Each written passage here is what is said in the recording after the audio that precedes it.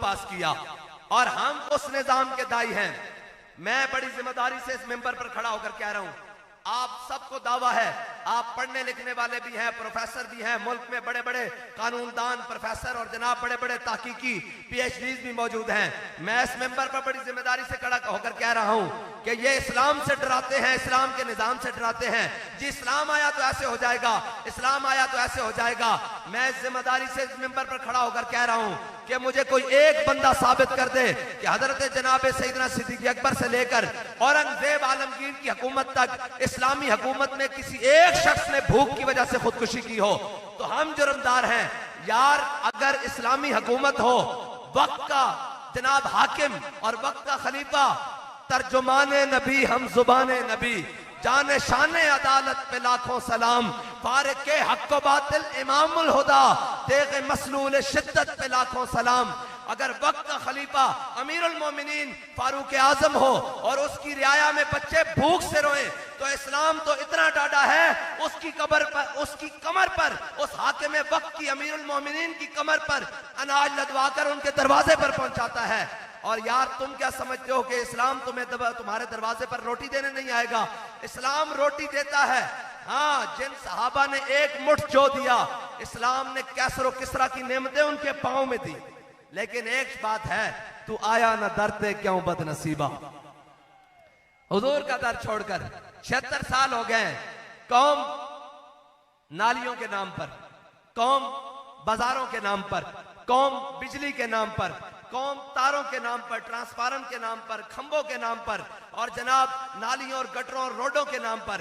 اور یار یہ بنانا تو ان کا فرض ہے، یہ تو حکومتیں ہوتی اس لیے ہیں. کبھی دنیا میں بھی کہیں سنا ہے کہ ٹرانسفارمر کے نام پر ووٹ مانگے جا رہے ہو اور ایم این اے مانگ رہا ہو اور جناب ایم پی اے مانگ رہا ہو؟ تمہارا کام ٹرانسفارمر لگانا نہیں، یہ تو ملک کے محکمے موجود ہیں، ان سے کام لینا ہے. تمہارا کام یہ تھا کہ سپریم کورٹ کی عدالت ہو یا سیشن جج ہو، تمہارا کام قوم کو عدل اور انصاف دینا تھا.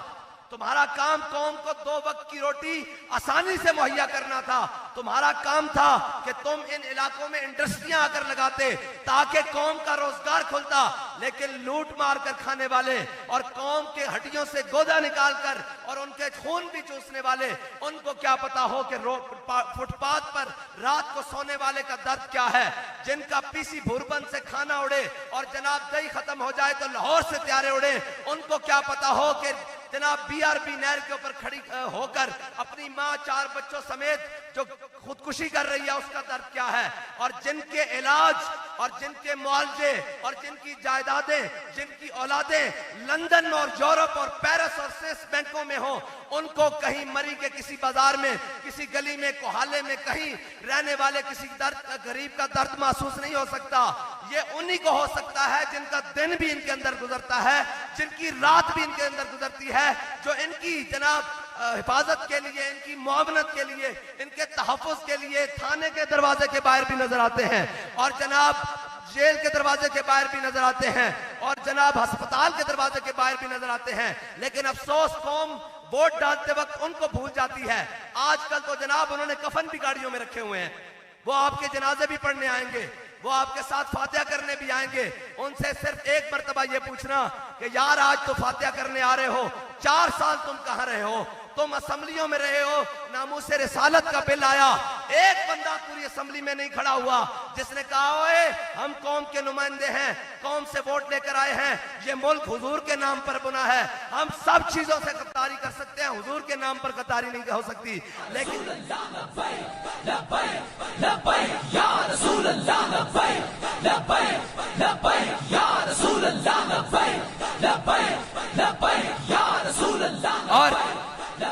اور یہ ایم این ایز، یہ ایم پی ایز لاکھوں ووٹ لے کر، اور سینیٹر تو گیم ہی پھر الٹی اوپر والی ہے نا، اور یہ پیسے کے زور پر اور جاگیرداری کی زور پر اور جناب اپنے ڈانگ سوٹے کے زور پر یہ سمجھتے ہیں کہ ہم ملک کے اندر 76 سال ہو گیا قوم کو بیوقوف بنایا ہوا ہے.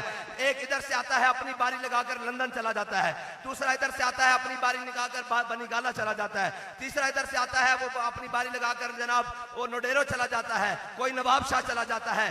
پاکستان باریاں لگانے کے لیے نہیں بنا تھا. پاکستان کو بناتے وقت ہمارے بڑوں نے 10 لاکھ قربانیاں دی اور پھر یہ نعرہ لگایا تھا کہ بٹ کے رہے گا ہندوستان, بن کے رہے گا پاکستان. اور پاکستان کا مطلب کیا؟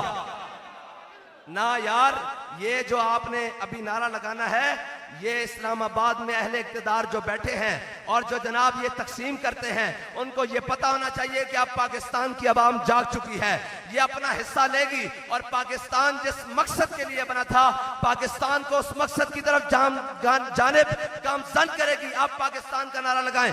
پاکستان کا مطلب کیا؟ پاکستان کا مطلب کیا؟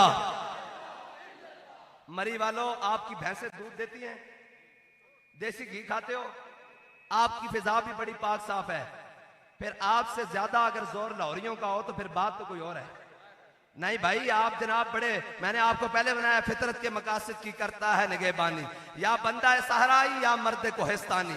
تو آپ تو پہاڑوں کے رہنے, اور اعلیٰ حضرت نے لکھا نا شور تکبیر سے تھر تھراتی زمین, جنبش جیش نصرت پہ لاکھوں سلام, نعرہائے دلیراں سے بن گونجتے, غر شیخوں سے جرأت پہ لاکھوں سلام. اور علامہ اقبال, ایک منٹ بھائی, علامہ اقبال کہتا ہے کبھی آوارہ ہو بے خان مائش, کبھی شاہ شہان و شیر مائش, کبھی میدان میں آتا ہے ذرہ پوش, کبھی عریان و بے تیغ و سنائش, کبھی تنہائی کوہ دمنش, کبھی سوز و سرور و انجمنش, کبھی سرمایہ محراب و منبر, کبھی مولا علی خیبر شکنش.